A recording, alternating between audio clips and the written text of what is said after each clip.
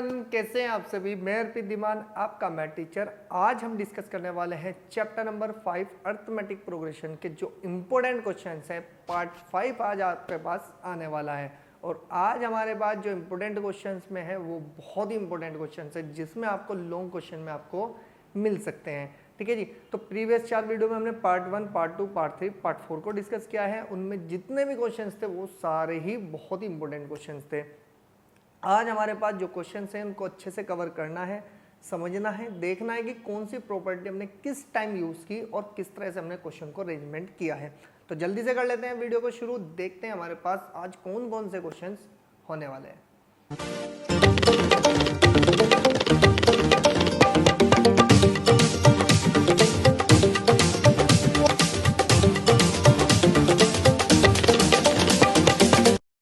तो चलिए देखते हैं हमारे पास आज जो 5th पार्ट है हमारे पास इंपॉर्टेंट क्वेश्चंस का। उसमें फर्स्ट क्वेश्चन क्या है, देखो फर्स्ट क्वेश्चन है, बहुत ही इंपॉर्टेंट क्वेश्चन है, थोड़ा सा अच्छे से हमें कवर करके चलना है। देखो जी, उसने कहा है कि the sum of first 6 terms of an AP. अब ध्यान से पहले हम सॉल्यूशन की बात करते हैं, जो चीज़ बोलता है उसको पहले लिख के चलते हैं। उसने कहा है कि the sum of first 6 terms of an AP is 36। हम यहाँ से लिखते हैं कि we have S6 equal to में मेरे पास कितना दिया, उसने 36 दिया। और मुझे इतना पता है कि S6 को लिखने के लिए 6/2 2a प्लस के n माइनस 1 सॉरी n की नहीं 6 माइनस 1 इंटू में d और इक्वल टू में कितना आ गया मेरे पास 36 आ गया। क्लियर है जितनी बात। तो आपको 6 से कैंसिल कर दो, इसको कितना बन गया आपके पास 18 सॉरी 6 कितना बनेगा आपको 6। और आप अगर इसकी मल्टीप्लाई इधर कर देंगे तो ये बन जाएगा आपके पास कितना कि 2a प्लस के 5d इक्वल्स टू में कितना बन जाएगा आपके पास 12। इक्वेशन नंबर 1 आ गई मेरे पास। इतनी बात समझ में आई। आगे उसने कहा कि and that of first 16 terms is 256। And अगर मैं S16 की बात करता हूँ तो ये बनता है मेरे पास 256। अगर 256 है तो हम यहाँ से लिख सकते हैं कितना कि 16/2 मल्टीप्लाई बाय 2a प्लस के 16 माइनस 1 इंटू डी और इक्वल टू में 256। आप अगर 16 से कैंसिल करेंगे तो ये बन जाएगा 16 के मल्टीप्लाई 2 में कर देंगे तो ये बन जाएगा मेरे पास कि 2a प्लस के 15d इक्वल टू में बन जाएगा मेरे पास 34 और इक्वेशन में आ जाएगी मेरे पास अरे 34 नहीं 32 कितना बनेगा मेरे पास 32 और ये हो गई इक्वेशन नंबर मेरे पास 2। अब ध्यान से सुने, अगर मैं फर्स्ट इक्वेशन और सेकंड इक्वेशन से किसकी वैल्यू निकाल लेता हूँ डी की और ए की, तो मैं दुनिया की कोई सी भी टर्म का सम निकाल सकता हूँ। तो यहाँ से लिखेंगे कि from equation number first and second we get. अगर मैं यहाँ से क्या बात कर लेता हूँ भाई, आपके पास फर्स्ट और सेकंड इक्वेशन को सोल्व करने की बात करते हैं तो हमारे पास क्या आता है, फर्स्ट इक्वेशन हो गई मेरे पास कितनी, यहाँ पर ये लिख सकते हैं कि 2a प्लस के 15d इक्वल्स टू में कितना आ गया मेरे पास 32 और 2a प्लस के 5d इक्वल्स टू में मेरे पास कितना आ गया भाई आपके पास 12। क्लियर हो गई जी इतनी बात। आपको पता है कि दोनों के कोफिशिएंट इक्वल है तो माइनस माइनस माइनस ये कैंसिल, तो ये बन जाएगा 10d और इक्वल्स टू में बन गया मेरे पास 20। तो d की वैल्यू मेरे पास कंफर्म हो चुकी है जी, कितनी है मेरे पास 2 है। इसको पुट कर दो, पुट इन इक्वेशन फर्स्ट। तो देन अगर मैं फर्स्ट में पुट कर देता हूँ तो ये मिल जाएगा मुझको कितना कितना कि देयरफॉर कि 2a प्लस के 5 मल्टीप्लाई बाई 2 इक्वल्स टू में आ जाएगा मेरे पास 12। तो 2a इक्वल्स टू में बन जाएगा 12 माइनस के 10 और 2a इक्वल्स टू बन जाएगा 2। तो a की वैल्यू कंफर्म हो चुकी मेरे पास 1। आपकी बात समझ में आ गई होगी इतनी। अब उसने कहा कि मुझे क्या बताना है, अब हम चलते हैं आगे। Find the sum of first 10 terms का। तो हम यहाँ से लिखेंगे कि नाउ S10 इक्वल्स टू में 10/2 a की वैल्यू हम कंफर्म कर चुके हैं कि 2 मल्टीप्लाई बाय a प्लस के 10 माइनस 1 और d की वैल्यू मेरे पास आई है 2। ठीक है ना, हमने सारी इन्फॉर्मेशन रख दी। तो ये बन गया आपके पास कितना, ये बन जाएगा मेरे पास, आप इसको कैंसिल मत करो, अंदर से 2 को common low, S10 equals to बन जाएगा 10/2 मल्टीप्लाई बाय 2 और यहाँ पर बच गया 1 और प्लस के 2 तो चला गया बाहर और ये बन गया मेरे पास 9, इससे ये कैंसिल हुआ है तो S10 की वैल्यू मेरे पास बन गई 10 मल्टीप्लाई बाई 10, तो S10 मेरे पास हो जाएगा कितना 100।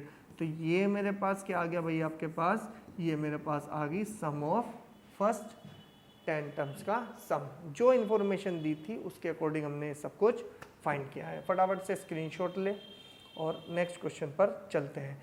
नेक्स्ट क्वेश्चन हमें बोलता है क्या कि भाई हमारे पास उसने कहा कि the sum of first m terms and first n terms of an AP are equal. Prove करके दिखाना है that the sum of first n plus 1 terms will be 0 जबकि m बराबर n नहीं है। तो सबसे पहले हम बात कर लेते हैं सॉल्यूशन की। तो हम यहाँ से लिखते हैं कि वी हैव उसने कहा है कि क्या the sum of first m terms of an AP and first n terms of an AP are equal. तो दोनों के दोनों इक्वल है तो सम की बात कर रहा है तो सम है Sm इक्वल्स टू, ऐसे लिखो Sm इक्वल्स टू में कितना दिया Sn दिया। तो कंफर्म कर दिया इतना कि भाई दोनों इक्वल हैं। तो दोनों को सॉल्व करने के बाद आपको बताना है कि m प्लस n है तो जो टर्म है वो 0 आने वाली है। तो आप कंफर्म करें तो यहाँ से आपको पता है कि m/2 ये बन जाएगा 2a प्लस के m-1 इंटू डी और इक्वल्स टू में बन जाएगा n/2 multiply by 2a plus के n-1 इंटू में बन जाएगा मेरे पास d। आपको पता है कि ये 2 से तो ये 2 कैंसिल हो गया, अंदर मल्टीप्लाई कराई जाएगी तो ये बन जाएगा 2ma प्लस के m इंटू m-1 कितना है भी आपके पास m-1 इंटू डी और इक्वल्स टू में बन जाएगा 2na और प्लस के n into n-1 into D. आप d को एक साइड ले जाएं और n को a को एक साइड ले जाएं तो na जब इधर आएगा तो कितना बन जाएगा आपके पास कि देखो a तो बाहर आ गया, चलो पहले पूरा ही लिख लेते हैं क्योंकि आपको समझ आना है। 2ma ये इधर आएगा तो माइनस के 2na और इक्वल्स टू में ये बन जाएगा n² माइनस के n मल्टीप्लाई बाई डी और माइनस ये इधर जाएगा तो कितना बन जाएगा आपके पास m² माइनस के m मल्टीप्लाई बाई डी। अब ध्यान से देखो दोनों के पास से कॉमन आ गया 2a, अंदर बच गया m माइनस के n और इक्वल्स टू में दोनों के पास से d आ गया तो ये बन जाएगा आपके पास कितना कि n² माइनस n जब अंदर मल्टीप्लाई होगी तो माइनस के m² और प्लस के m। ये आपके पास कितना रहेगा भाई ये m है यहाँ पर, ठीक है m, तो ये बन जाएगा प्लस के m। अब ध्यान से देखा जाए तो मेरे पास क्या मिला भाई आपको कि 2a m माइनस के n इक्वल्स टू में d इंटू, देखो इधर मुझे m माइनस n चाहिए तो मैं माइनस कॉमन लेके क्या मैं इसको ऐसे लिख सकता हूँ कि m माइनस के n, ये तो बन गया ना m माइनस n और माइनस कॉमन लेके मिल जाएगा m² माइनस n², ठीक है।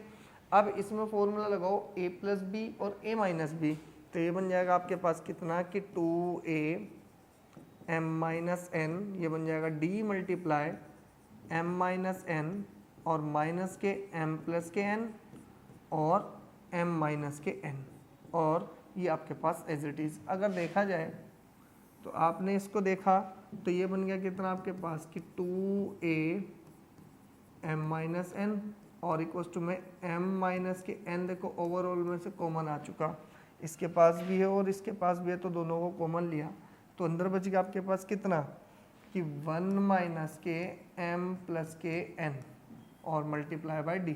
इस पूरे से ही कैंसिल हुआ तो क्या मैं d की वैल्यू ये रख लूँ कि d की वैल्यू मेरे पास आ सकती है कि d इक्वल्स टू a की वैल्यू 2a की वैल्यू निकाल लो तो ये माइनस अगर मैं बाहर लूँ तो क्या मिल जाएगा मुझे m प्लस के n माइनस 1 इंटू में d। आपको इसको ध्यान से रखना है कि 2a की वैल्यू मेरे पास आ गई, इसको मान लो इक्वेशन नंबर 1, ठीक है। अब आपके पास a तो आया ना d की टर्म में, जो चीज़ पूछ रहा है उसके बारे में बात करो। उसने कहा कि सम बताओ किसका m प्लस n का, तो हम यहाँ से लिखेंगे कि now s m plus n equals to में कितना हो जाएगा m plus n by 2, 2a plus m plus n minus 1 into में कितना बनेगा d। देखो m n की पोजीशन पे लिख दिया मैंने m plus n minus one. अगर आप सोल्व करें तो ये बन जाएगा S M plus N equals to में m प्लस के n बाई टू। अच्छा a की वैल्यू कितनी है मेरे पास, माइनस के m plus n minus one into D और प्लस के m plus n minus one into D. आपको पता ही है माइनस का ये प्लस का है तो कैंसिल, अंदर कौन बचा, जीरो। जीरो की मल्टीप्लाई किसी से भी एनीथिंग से कराएंगे तो m plus n equals to में m plus n by two multiply by zero. तो ये ओवरऑल कितना आ गया, जीरो। तो हमने यही तो प्रूव करना था कि कितना भाई आपके पास, कि देयरफॉर मेरे पास कितना आया भाई आपके पास, कि सम ऑफ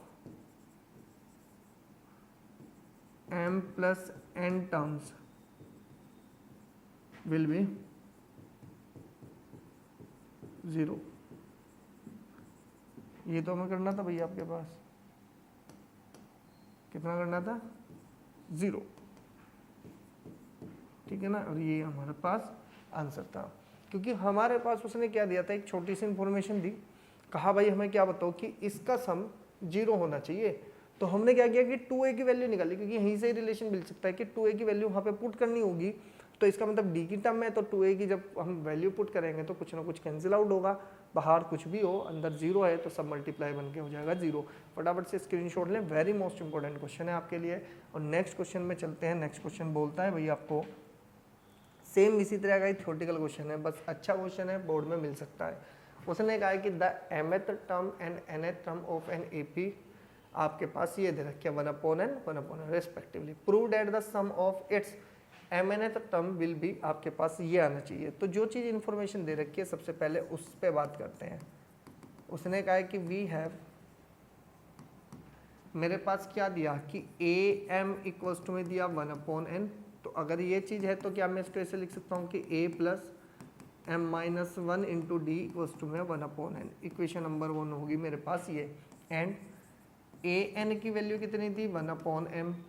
कितनी दी है भाई मुझको, 1/m। तो an का फॉर्मूला क्या होता है भाई, आप बता सकते हैं कि a प्लस के n minus one into D equals to में कितना है मेरे पास, 1/n। ये आ गई आपके पास इक्वेशन नंबर 2। क्या मैं इन दोनों को सोल्व करने के बाद a और d की वैल्यू निकाल सकता हूँ, बिल्कुल निकाल सकता हूँ। फिर दुनिया की कोई सी भी टर्म का सम हम बता सकते हैं, ठीक है ना। हम यहाँ से लिखेंगे कि from equation number first and second